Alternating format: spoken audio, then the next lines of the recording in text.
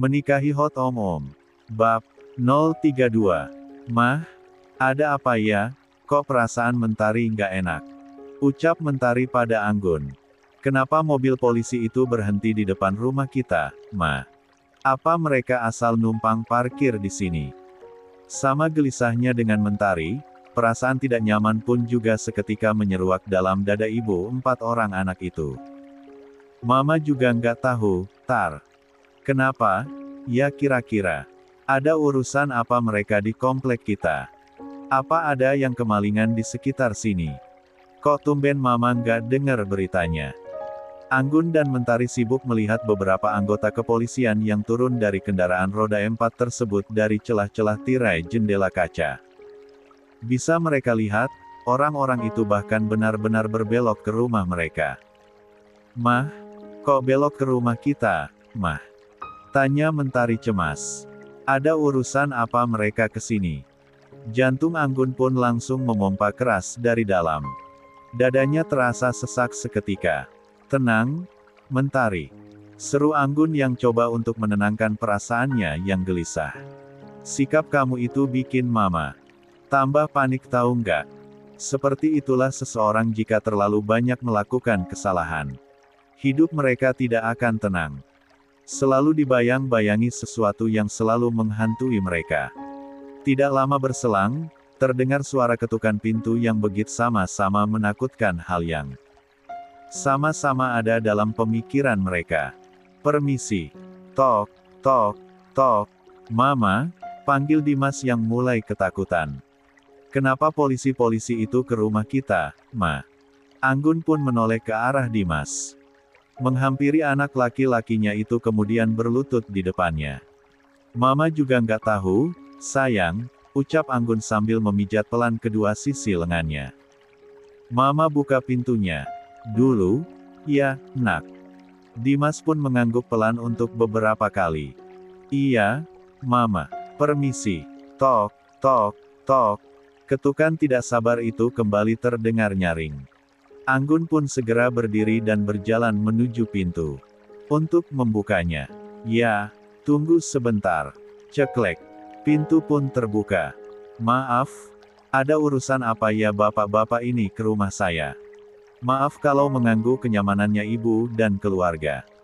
Tapi sebelum kami melakukan tugas kami ingin bertanya terlebih dulu, apa benar ini dengan kediaman Ibu Anggun? Anggun pun menganggukkan kepalanya. Iya, Pak. Dengan saya sendiri. Ada apa? Iya, Pak. Kami dari pihak kepolisian sedang menjalankan tugas kami, Ibu Anggun. Ini adalah surat penangkapan untuk Anda atas tuduhan penganiayaan yang telah Anda lakukan terhadap putri Anda, Nyonya Widya Renjana. Putri. Dek. Dek. Jantung Anggun langsung berdetak tidak karu-karuan. Seolah akan meledak saat itu juga. Begitu juga dengan Mentari. Sepasang matanya yang bulat langsung mengeluarkan kaca-kaca air mata. Nggak mungkin, Pak. Saya tidak melakukan apapun yang dituduhkan itu, sungguh, Pak. Tidak mungkin saya menganiaya anak saya sendiri. Ucap Anggun berkilah. Ia berusaha membela diri. Iya, Pak. Seru Mentari. Mama saya nggak mungkin melakukan tuduhan yang Bapak sebutkan tadi. Tetangga sekitar rumah Anggun pun sudah mulai keluar dan mengintip.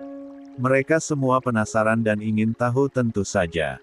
Tampak Fiona yang juga berjalan tergopoh-gopoh menuju rumah Anggun. Ada apa? Ini, Mbak. Tanya Fiona yang ikut cemas melihat kerumunan polisi yang berkumpul di teras rumah saudara sepupunya itu. Mana aku tahu, Fiona. Jawab Anggun tanpa minat. Hatinya selalu terasa sakit jika melihat wajah perempuan yang telah merebut suaminya itu. Tidak mendapatkan jawaban dari Anggun, Fiona pun bertanya pada salah satu anggota kepolisian tersebut. Maaf, Pak. Ada apa ini? Ya, Pak. Kenapa bapak-bapak ini ke rumah kakak saya? Ibu Anggun harus kami tangkap karena diduga telah melakukan kekerasan pada putrinya sendiri, Nyonya Widya Renjana Putri.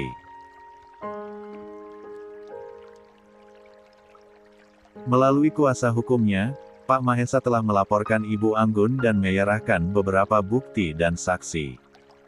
Fiona langsung membekap mulutnya sendiri.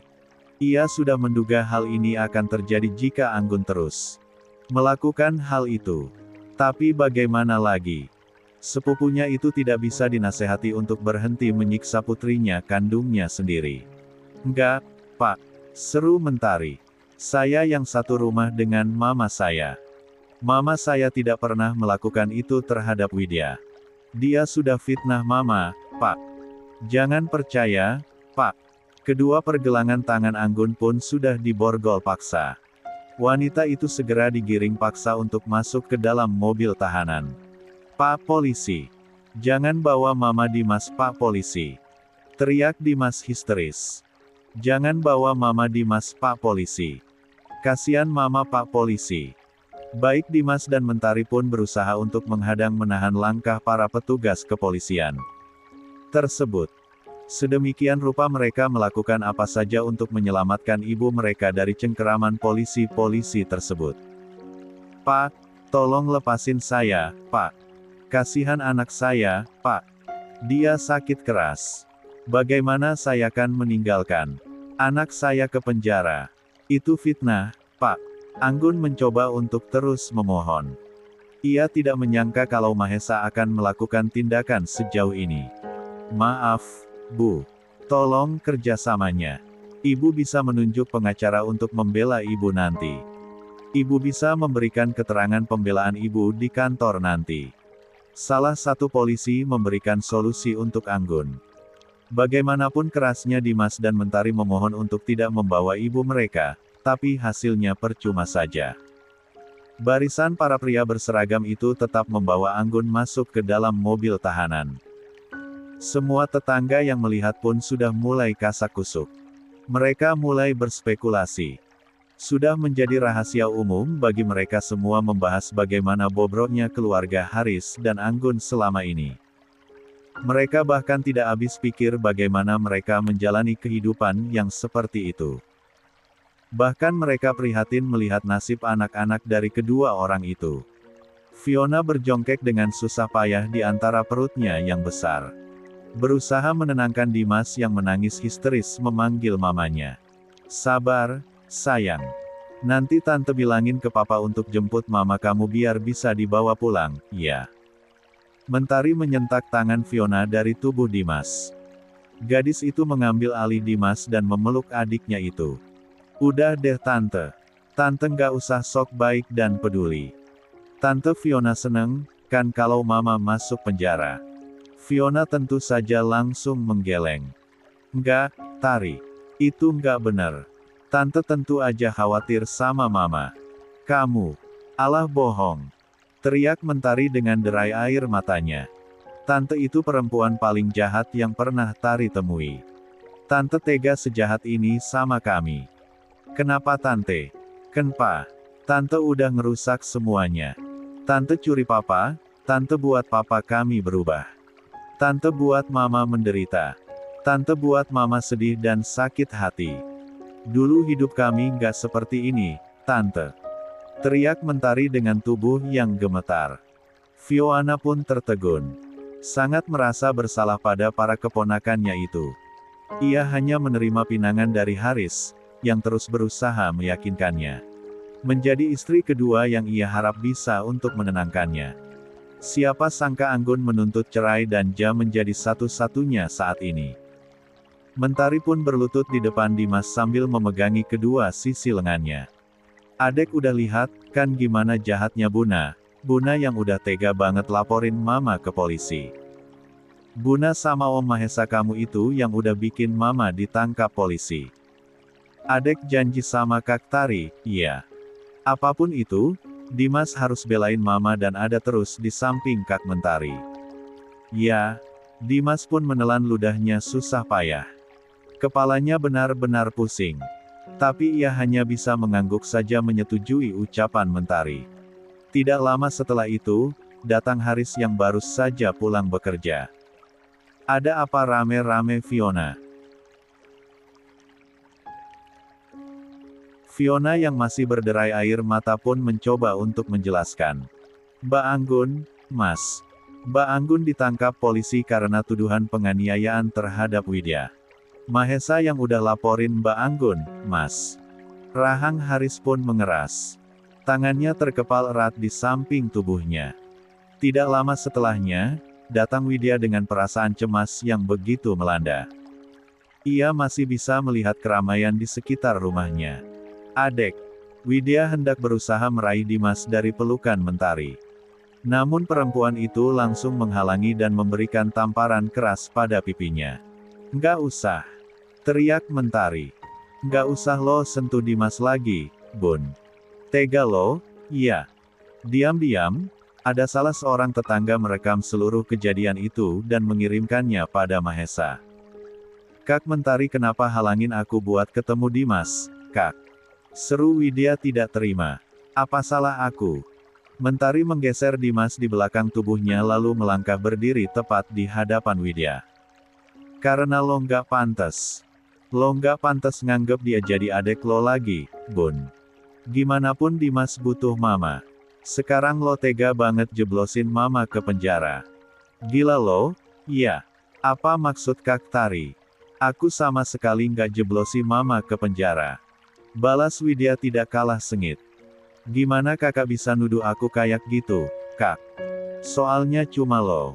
Tunjuk Mentari tepat di depan wajah Widya.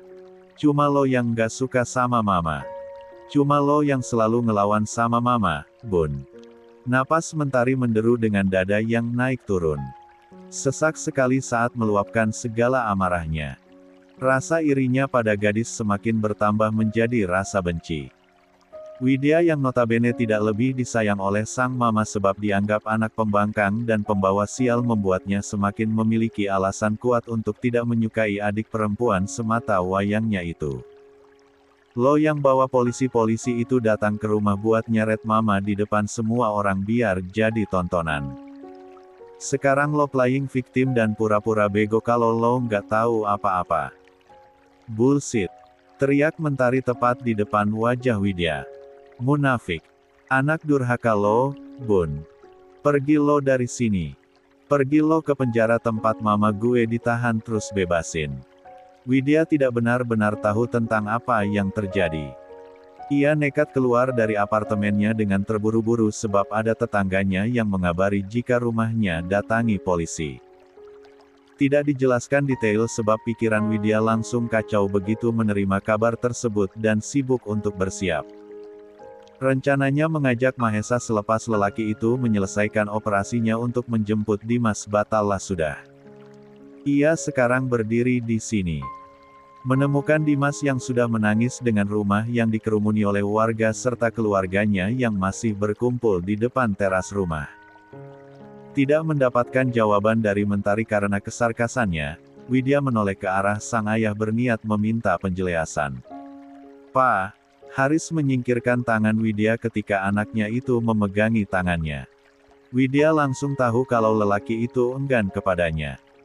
Yang satu-satunya bisa ia mintai penjelasan adalah Fiona, seseorang yang sebenarnya ia hindari untuk menanyakan apapun walau wanita itu terkesan baik.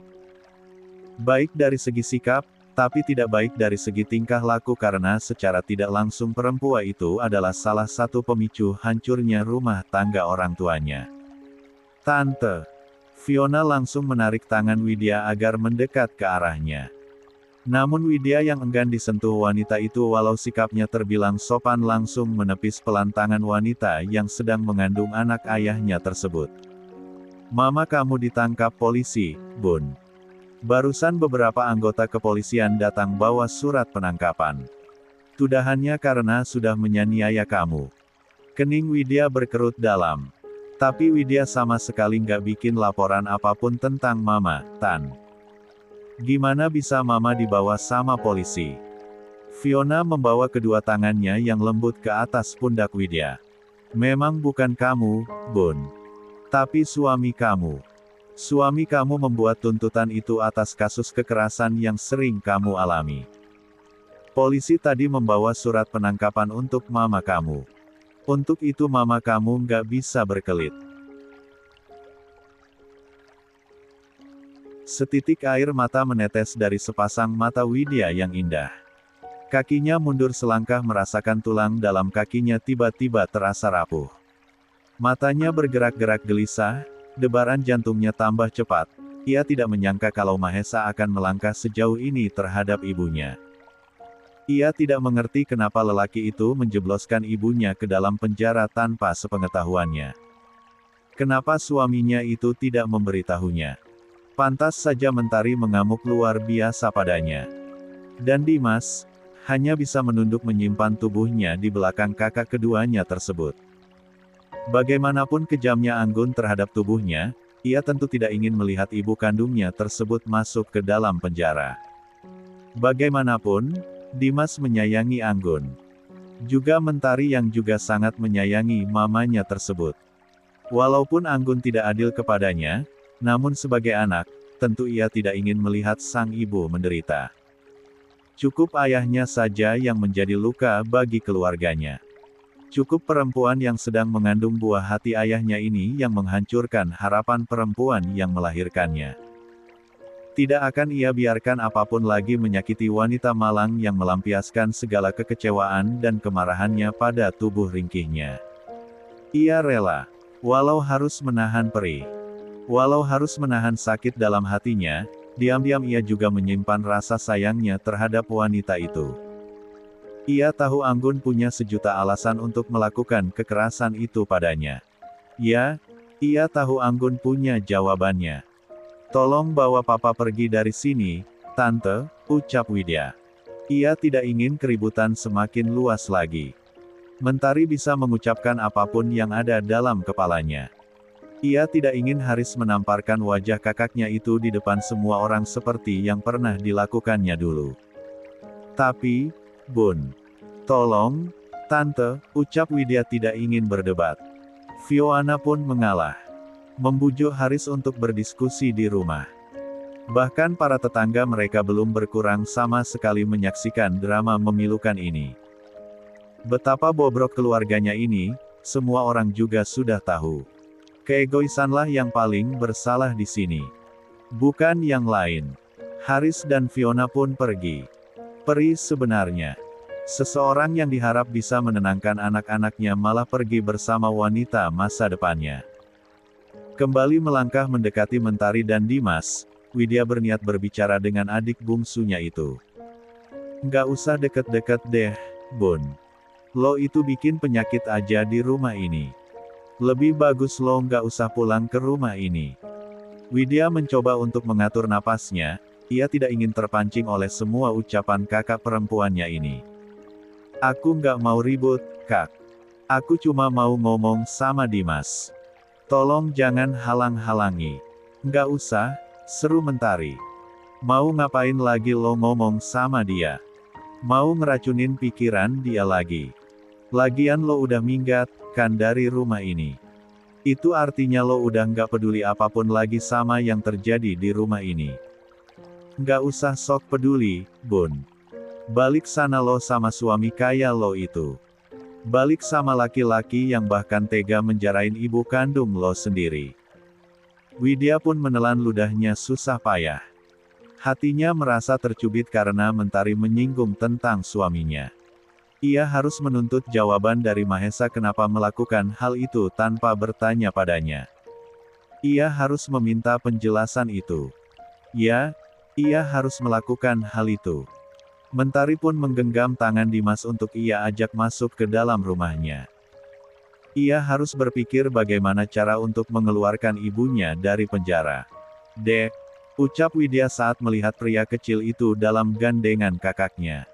Ia berusaha menggapai tangan Dimas namun kembali dihalangi oleh Mentari. Nggak usah dengerin anak jahat itu, ya, Dek. Kamu cukup sama Kak Tari sama Mama. Dimas hanya bisa menunduk dengan air mata yang berderai. Ingin sekali ia berlari ke dalam pelukan Widya, namun ia tidak berdaya dengan perlakuan Mentari. Kakaknya yang ini berharap padanya. Kakaknya yang lain pun juga sama berharapnya. Yang mana yang harus ia pilih? Semua baik padanya selama ini. Hanya saja ia lebih dekat dengan Widya karena Mentari lebih banyak menghabiskan waktunya di luar rumah sebab harus bekerja. Ia tentu tidak ingin mengecewakan salah satunya. Mentari pun mendorong daun pintu, membawa Dimas untuk masuk ke dalam rumah. Namun belum langkah kecil itu berayun, suara Widya menahannya. Buna kangen sama Dimas. Buna pengen peluk Dimas sebentar aja. Dada Dimas pun bergemuruh. Air matanya menetes semakin kencang. Hatinya teremas nyeri. Ia lepaskan genggaman Mentari dan berlari ke arah kakak kesayangannya itu.